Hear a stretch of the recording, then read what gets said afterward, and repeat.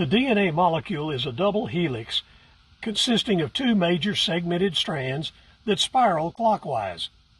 These strands are connected by sulfur bridges like the rungs in a ladder. These bridges are not evenly spaced along the molecule, but they do have a specific pattern. There's a bridge, then 10 segments later there's another one, then 5 segments later another, followed by 6 segments and another, then 5 segments, there's another bridge. This 10-5-6-5 pattern is then repeated over and over again for the entire length of the molecule. This is particularly interesting when viewed with the Hebrew language. In Hebrew, the letters correspond to numbers, since there are no distinct numbers like we have in English.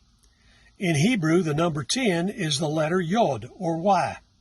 The number 5 is the letter He, or H, and the number 6 is the letter Vav, or W.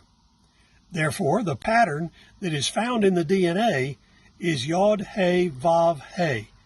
That is the way the Hebrews wrote or spelled the name God revealed himself with.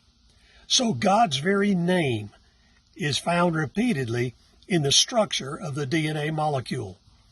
In other words, every DNA molecule in every living organism bears the imprint of the name of Yahweh, the God of the Bible. But there's more. Like the Egyptian hieroglyphic language, Hebrew is a pictorial language. The letters represent images or concepts. Specifically, the Yod or Y represents behold, the H or He represents a hand, and the Vav or W represents a nail. Combining all of this information, what we can say categorically is that every DNA molecule proclaims the name of God, but also identifies who that God is.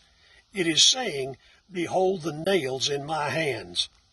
Not only is it declaring that it was created by Yahweh, the God of the Bible, but it identifies that God as Jesus of Nazareth, who is God incarnated, who was crucified for the sins of all mankind. His resurrection from the dead proves that he was and is God. The DNA molecule is God's fingerprint, embedded in the man he created by forming him manually, as recorded in Genesis 2:7.